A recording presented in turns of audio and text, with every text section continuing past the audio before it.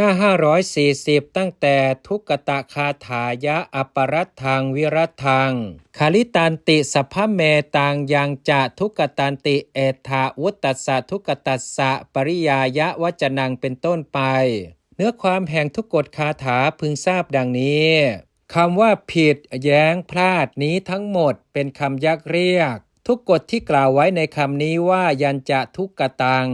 จริงอยู่กรรมใดอันบุคคลทำไม่ดีหรือทำผิดรูปกรรมนั้นชื่อว่าทุกกฎก็ทุกกฎนั้นแลชื่อว่าผิดเพราะเหตุที่ไม่ทำตามประการที่พระศาสดาตรัสชื่อว่าแย้งเพราะเป็นไปแย้งกุศลชื่อว่าพลาดเพราะไม่ย่างขึ้นสู่ข้อปฏิบัติในอริยมรรคส่วนคำว่ายังมนุษย์โสกเรนี้แสดงข้อควรเปรียบในทุกกฎนี้เนื้อความแห่งคำนั้นว่ามนุษย์ในโลกทำบาปใดในที่แจ้งหรือในที่ลับบัณฑิตทั้งหลายประกาศบาปนั้นว่าทุกกฎฉันใด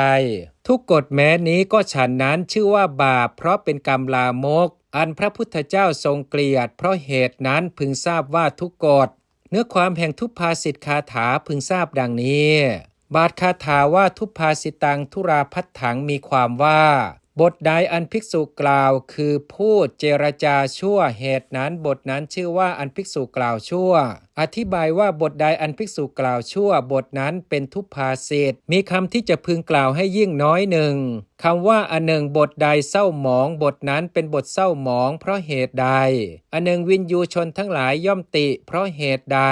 อธิบายว่าผู้รู้แจ้งทั้งหลายติบทนั้นเพราะเหตุใดบาทคาถาว่าเตเนตังอิติวุจติมีความว่าเพราะความเป็นบทเศร้าหมองและแม้เพราะความติแห่งวินยูชนนั้นบทนั้นท่านย่อมกล่าวอย่างนั้นคือบทนั้นท่านกล่าวว่าทุพภาสิตังเนื้อความแห่งเสขียคาถาพึงทราบดังนี้พระอุบาลีเถระแสดงความที่พระเสขะมีโดยในมีคำว่า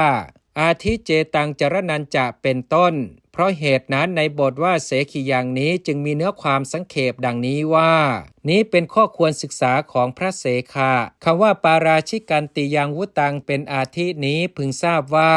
ท่านกล่าวเพื่อแสดงเนื้อความที่ไม่ได้สงเคราะห์ด้วยปัญหาที่ว่าคารุกะละหุกันจาปิเป็นต้นแต่สงเคราะห์ด้วยคำอ้อนวอนนี้ว่า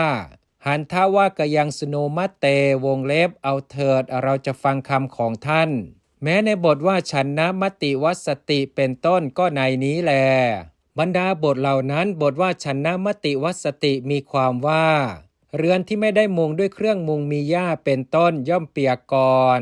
แต่เรือนกล่าวคืออาบัตินี้อันภิกษุปิดไว้แล้วย่อมเปียก